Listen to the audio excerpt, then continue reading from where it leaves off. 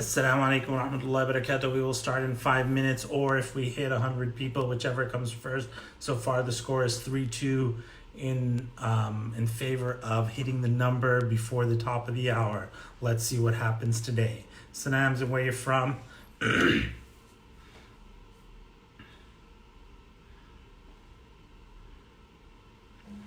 stopped doing the riddles. Do you guys miss the riddles?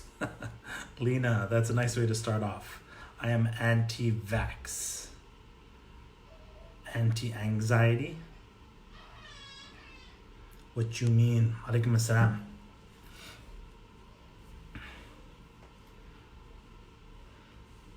Muhammad Ali, wa alaikum assalam. Faiza in Dallas, wa alaikum assalam. Top fan.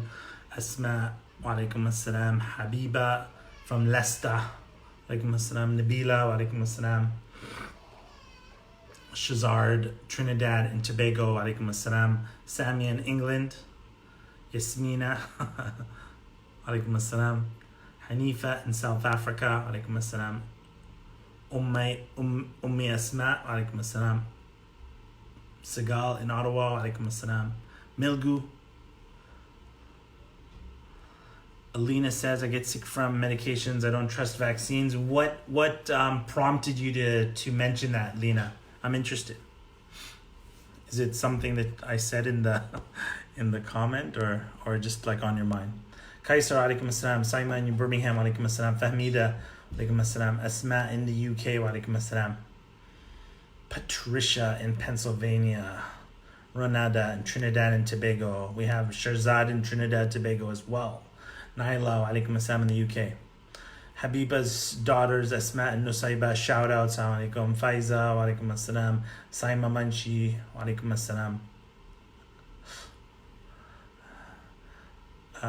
In Michigan. Anti-anxiety, that's right, you know. Wa alaikum assalam. Imran, wa alaikum assalam. Asma Khalid, wa alaikum assalam. We will get started if we hit 100, and it looks like we're going to hit 100 before the top of the hour. Yep, we hit it. Let's get started. Take one. Assalamu alaikum wa rahmatullahi wa barakatuh. Bismillah, alhamdulillah, wa salatu wa salamu ala rasulillah, wa ala alihi wa sahbihi man wala, amma ba'd. So, I was once playing a competition with somebody. And I said, okay, Quran competition, and I was about to begin, and this person that I was playing with, they got really excited. And they were anticipating and waiting for the question to begin, and then they started breathing in a certain way, and I copied their breathing. One technique to kind of get yourself in rapport with somebody else is to copy their breathing. So before I started the question, I decided to copy this person's breathing. So this is how they were breathing. They were like this.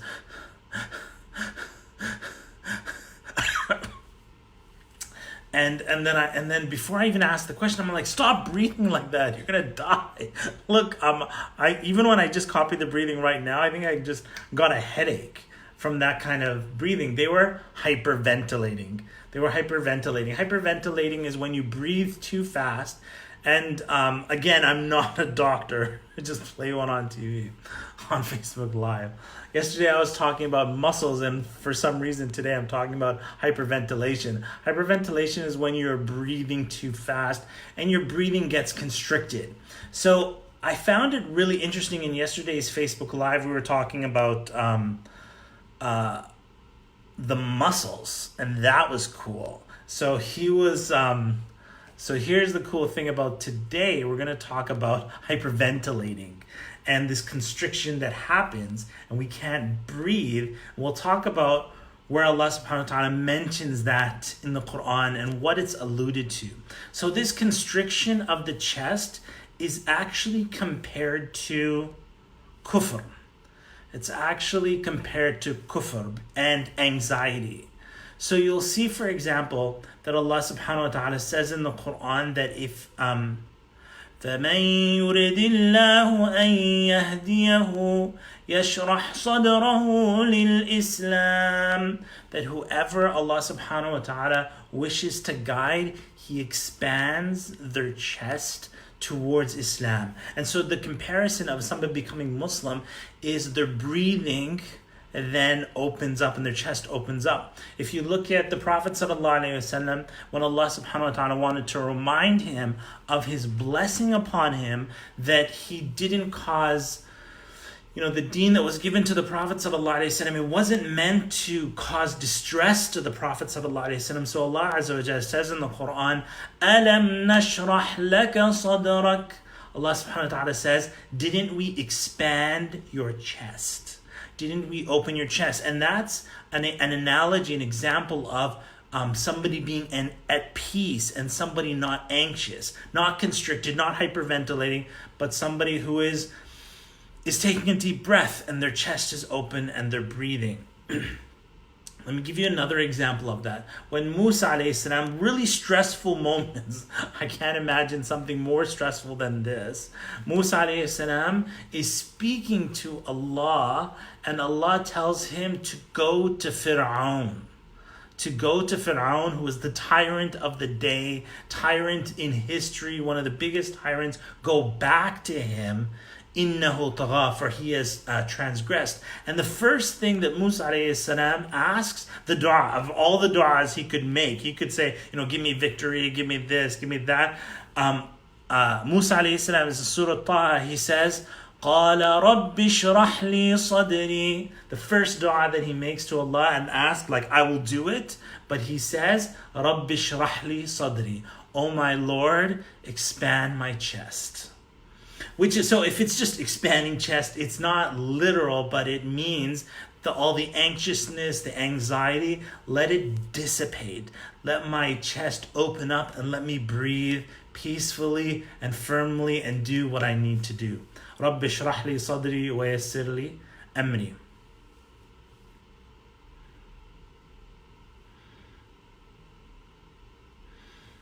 Allah subhanahu wa ta'ala, let me just give you two more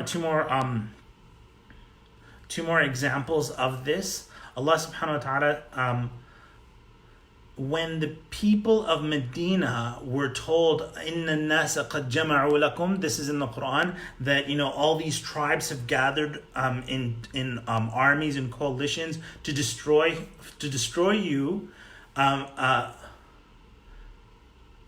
قَدْ جَمَعُوا لَكُمْ فَخْشَوْهُمْ. So the people said, so you should be afraid.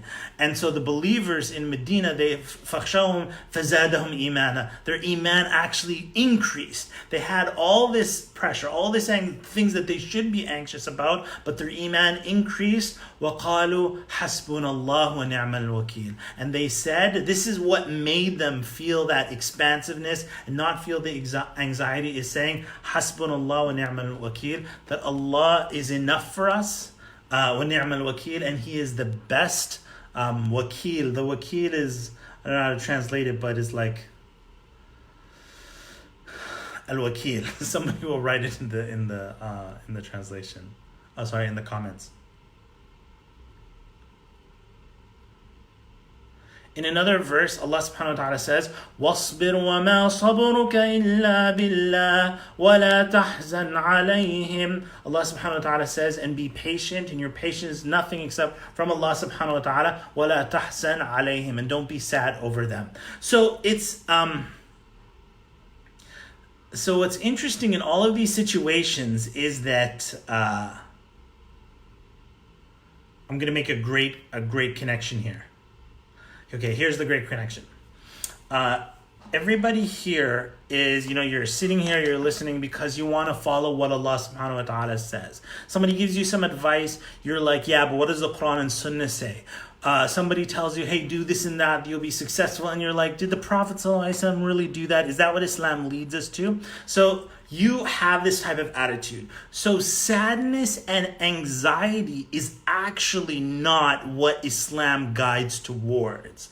Sadness and anxiety is not what Islam guides towards. So sadness and anxiety could be natural. You can have natural sadness, natural anxiety, but Islam guides you towards happiness. Don't be sad. As we saw in the other session, there's this emphasis that Islam is about لا تحزن, don't be sad. ألم نشرح لك صدرك ما أنزلنا عليك القرآن لتشقى. And Islam guides towards happiness, don't be sad, and anti-anxiety, peace. Allah subhanahu wa ta'ala says about when people recite Quran that their hearts become content and they become at peace. So the reason that this is such a huge gem is whenever you're feeling sad, you understand that Allah wants you to be happy. And if you ever feel anxious, Allah subhanahu wa ta'ala doesn't want you to be anxious. Now let me give you Al-Wakil, somebody got the translation, the best disposer of affairs and guardian. Guardian is the Ni'mal Wakil, Allah is the best guardian. In my years traveling around the world, meeting with different people, I have this attitude, like, if you've ever seen people online, there's certain types of personality that don't care about people. I'm that kind of a person. Like, I don't care about you. I'm that type of person. I don't care about you. And alhamdulillah, that's helped me because I don't try to please people too much because I don't care about them, which it's helped me. I'm more like introverted, don't like to please people, this and that. But let me show you where this is showed up. So I do what Islam says. So if Islam says smile at people, say salam, do these, okay, great. When in my years in Islamic studies, a lot of people tried to pull me to different groups. So be part of this group, Muhammad, be part of that group, Muhammad. And then I would always not feel comfortable with that because I'm like, Allah isn't requiring me to put a label on top of my Islam. Allah isn't putting me, requiring me to put a label such, what kind of Muslim am I? I'm Muslim without labels. And that became my attitude. I would say to the people, you're trying to invite me to be this group and that group. I don't care about you and I don't care what you think about me. So I'm just going to go with what Allah subhanahu wa ta'ala says. So just Muslim and done deal. Okay, unless you show me that Allah wants me and it's here, it's revealed, become part of this subgroup, then you know what? I'm not going to be part of any groups. So the next thing that this also helped me, like, because I don't care about people, just like follow what Islam says, yes, is sometimes you travel Mecca, Medina, and I would be with some people that are really into like wiping rocks. Like they'd go to some famous mountain in Medina and they're like, let's wipe the rocks. And I'm like, look, I'm just here because I believe in Allah and His Messenger. I don't care about rocks. If Allah told me to wipe the rock, I will wipe the rock. But you telling me, you person who just came to Medina, you're telling me to wipe the rock, I don't care about you. And I'm just going to stick to what Allah subhanahu wa ta'ala wants me to do. So that's where it's helped me as well. I'm telling you this as well because if you just want to follow, if you're with me and you understand, hey, you know what, I'm just here for Allah and His Messenger, I don't really care what you guys think, then Allah wants you to be happy. Allah wants you to not be anxious. That is what Allah subhanahu wa ta'ala wants. So if you're feeling sad, you can tell yourself, hey, Allah doesn't want this. This isn't what Allah subhanahu wa ta'ala wants. La tahzan alayhim, right? And if you're feeling anxious, hey, Allah subhanahu wa ta'ala wants you to read the Quran and find that peace and move towards that. All right. So in conclusion, inshallah,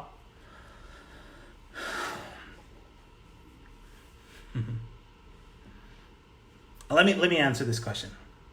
Lisa says, I do care for people very much. Do you think that's perhaps a difference of genders? Let me tell you, when I say I don't care, what I mean by that is I do care, but my intention is for Allah subhanahu wa ta'ala. I don't care because of that person. I care because I want Allah subhanahu wa ta'ala to be happy with me. It doesn't mean that I'm not treating them badly or that I'm treating them like I'm being nice to them because Allah made me do this or something. No, it's like I will honestly and genuinely take care of them. But at the end of the day, if that person turned around and says, oh, you've been so nice to me, Muhammad, let's go worship a statue together. And I'm like, oh, you know what? I don't want to offend you, so let me go worship this statue. Like, get lost, right? that the action is done, if the action, the focus is you're focusing on Allah subhanahu wa ta'ala, then you can. Do you get what I'm saying? Allahu alam. All right. In conclusion,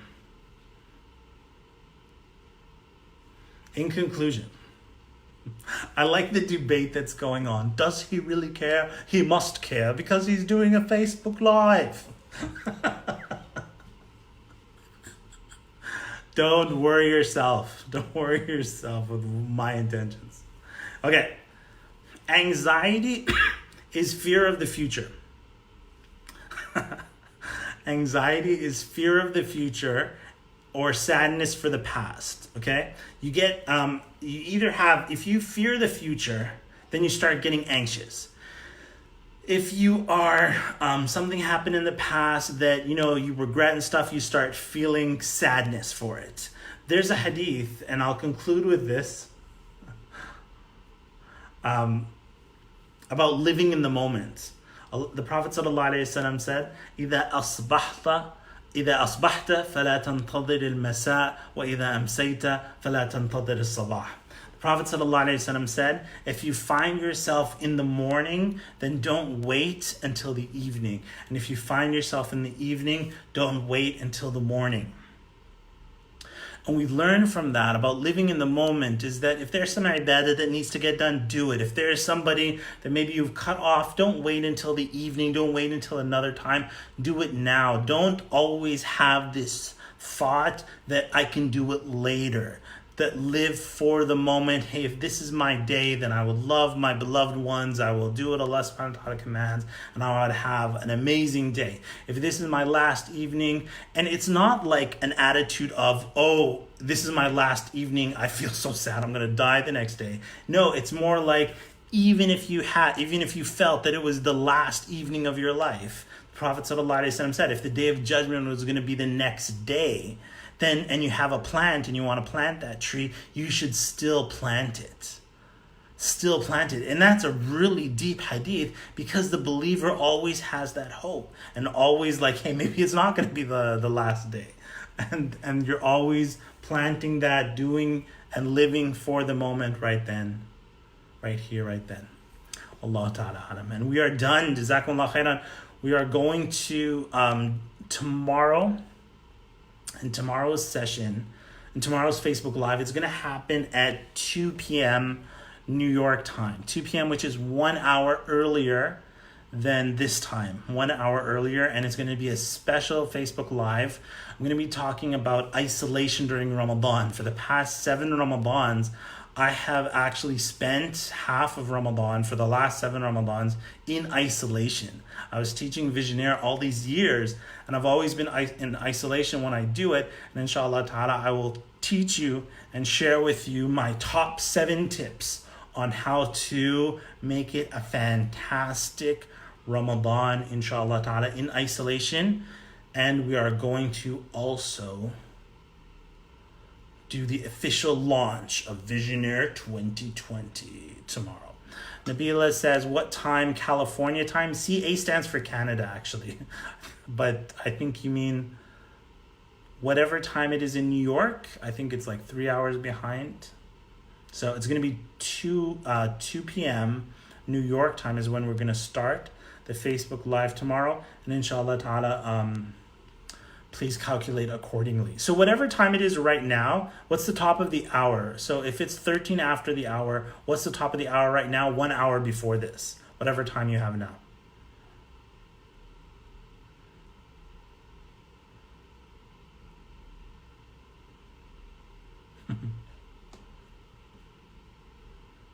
New York time is going to be 2 p.m. All right, guys, I am done. Is there any questions? I think somebody had some questions. You know why I keep posting the don't be sad comment and then just doing a sub? Because for some reason, a lot of you guys are clicking on this when I put don't be sad. We've had more people attend when I put don't be sad as opposed to me putting a riddle. Jazakallah khair for everybody who loved today's session.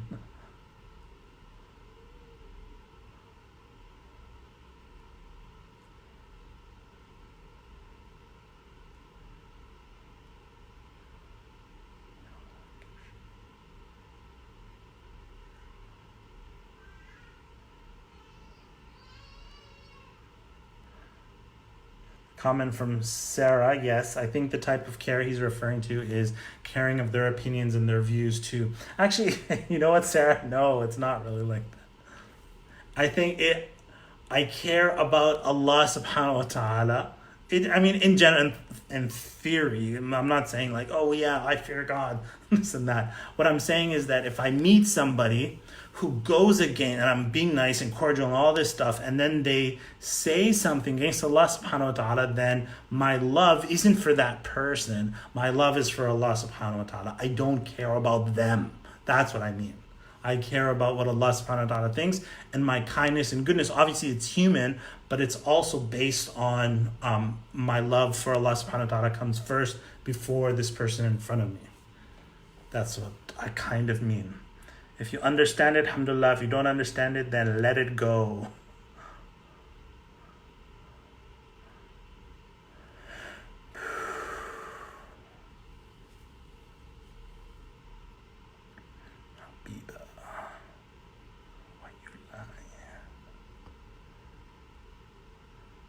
Thank you, Sabah. There you go, Samina. All right, that's it. Assalamu alaikum. Tomorrow, 1 hour earlier. 1 hour earlier is a special Facebook Live where I'll share with you, inshallah ta'ala, how to spend Ramadan in isolation. How I spent Ramadan in isolation for all these past years. Jazakallah khairan. Assalamu alaikum wa rahmatullahi wa barakatuh.